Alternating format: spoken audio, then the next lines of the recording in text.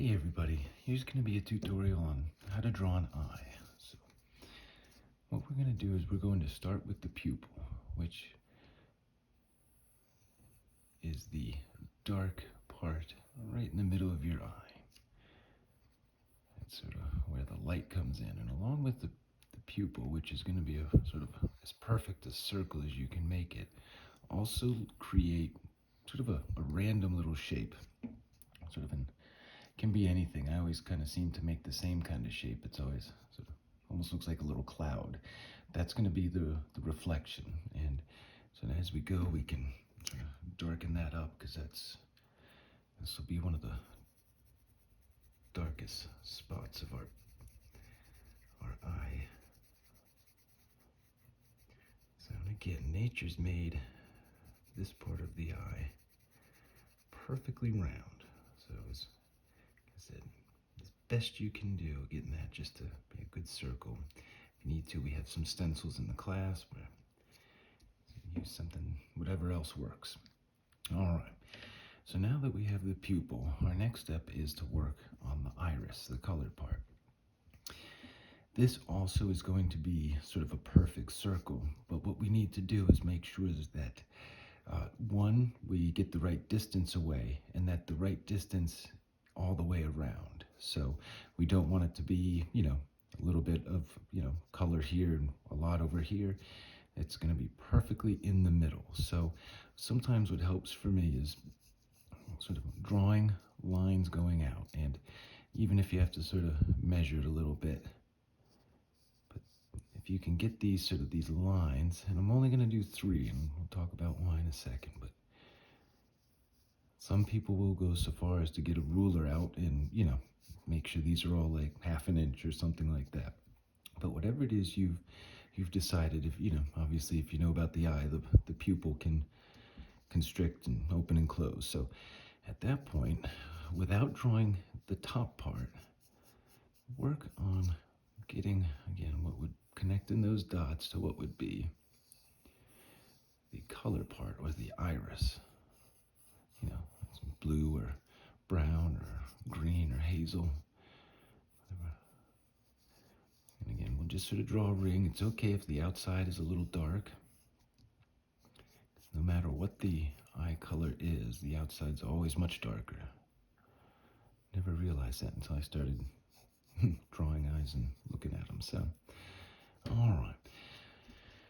Once we have that, now we're cooking. So the reason why we have not drawn the top is generally you don't see all of the iris, the colored parts. So the only time you would is, I guess, if you wanted to show somebody very surprised, where their eyes have sort of opened up a lot from shock or being startled or something like that. So for this, we're going to not draw sort of the very top of it because the eyelid's going to cut that off, and otherwise you just have to erase it. So what I'm going to do is I'm going to start working on the shape of the eye, but this is going to be, if you're looking at a person, let's say their left eye, so the nose would be over here, the ear would be over there. So the top of the eye, I sort of break up into, think of it as 3 parts. One cuts across and is almost just flat across. The next part dips down for me, like that. And it's a little hook. This is the part that when you wake up, oops, actually make that just a little bigger considering the size of my iris. It's a very big iris, so I better make that a little bit larger. The eye is important because we're going to be using this as sort of the measuring device of all the rest of the face. So we do want to make sure we get this right. So we have the first line up top, another one that comes down with a little hook. It sort of almost looks like a long fish hook. And then on the right side, we bring it down, but not much past halfway, right about there. Obviously, everyone's eye is different. We're just sort of doing a generic one right now. But depending on the person, their facial expression, this can all obviously change. But for now, just this will do. Our bottom part of the eyelid is going to first come up and then join up top there. And again, this will vary from person to person on how much is shown. This may end up being a little bit low, but I also like to put almost a little shelf. And there's actually a tiny little shelf there in your eye that you see on the bottom, and that's sort of where the eyelashes will come out. We don't see it as much on the top, but you will see it a little bit on the bottom. Our next step is going to be essentially going to close this off, which would be kind of the edge of the eyeball. And again, this is the part, I guess, if you wake up after a night of sleep, you clear that out first thing in the morning. So, all right, we can. Now, at this point, you can either spend time coloring in the eye. I usually like to wait, especially when I'm doing a pencil drawing, just because I don't want to end up smudging it. And so I'll come back and do the color part. So next, we are going to draw a line that goes right up, almost sort of looks like just a slight curve here. This is when an eye opens, the eyelid that normally covers the eye when it's closed goes up and folds under, and it creates a fold right there. And then we have the eyebrow up there, which we'll get to. Next step, eyelashes. So what works for me is I need to turn this, because the way we're going to basically draw some hatch lines, which are little flicks of a pencil, but we want to make sure we curve it a little bit. We want to make sure we curve it in the right direction. So what's helpful for me is to do the top lashes. I turn it upside down.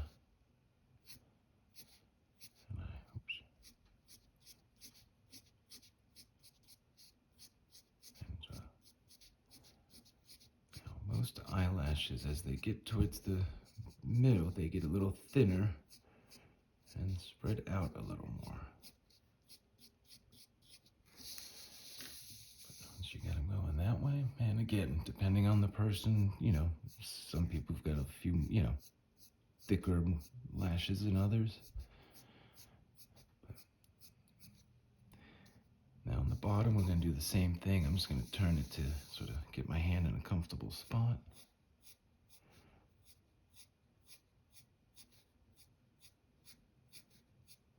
And then definitely on the fronts, they get a little thinner and smaller.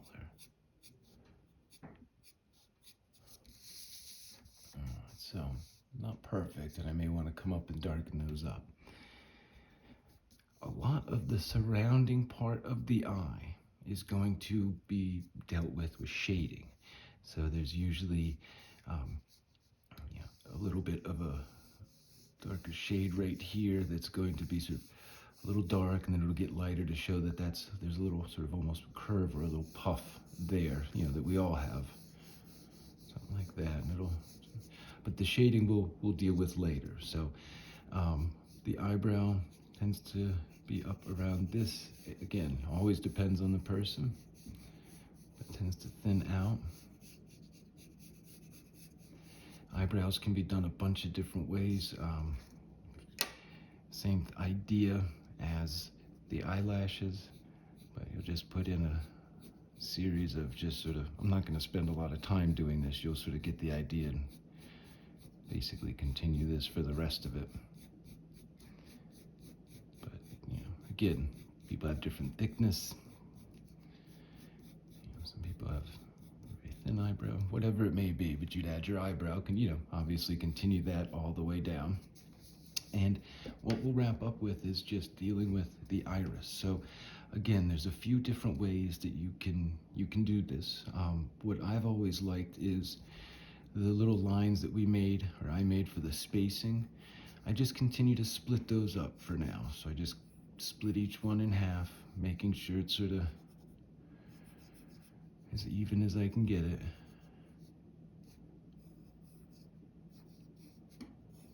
And this way, I'm making sure they all kind of go out like spokes on a wheel. Like that. Now, the more I do this, obviously, the more it's going to start to shade in a little, and get appear darker. And then depending on what sort of eye color it is, leave it lighter. If we're doing a pencil drawing, the lighter it is, the bluer it'll look. And, the more that we add to it, the darker into sort of the hazel, the green, excuse me, and then into brown. Whatever it is, so you may want to consider stopping here if you want it really light. I'm going to take this all the way to a dark brown, and just know that you can stop anywhere along the way and leave it a little bit lighter. I always start on the outside, and I may spin the paper, but I just follow in the same direction of all the little wagon wheel spokes that I had just done before. I'm going over it again, but I'm making really short marks. If you look at an iris, whether it's blue, any color, the outside's always much darker. Like I said, I never realized that until I started doing this, and I was looking at eyes a lot and thought, oh yeah. And now I'm going to essentially repeat this. I'm going to go over the part I just did, but I'm going to make the line longer. So this ring here is going to continue getting darker as I keep this process up.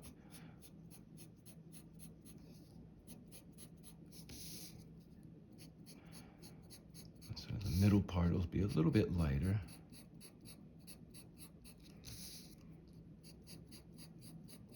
The other thing that eyes have that are kind of cool are a lot of times people have sort of flecks of color. If you've got a brown eye, maybe there's some flecks of gold or tan or something like that. All right. This is always a little tricky because you get that tiny little space and you're trying to get some of that shading in there. Finally, if you wanted, there's always a chance if you want to come in and put some little, maybe marks or darken up some of the outer edges a little more, just to add a little, texture to it. This would sort of represent maybe little flakes or, just little, our eyes are really cool looking when you look close. So put a few of those in, and that gives us a decent sort of looking iris, I guess. Finally, this is always a little tricky, there is, believe it or not, a little bit of a shadow that this sort of throws on, right on the eyeball. So if you're feeling brave, put just a little tiny faint shadow on there. And again, never coloring in that reflection part. We want that to stay. But just a little shade in there.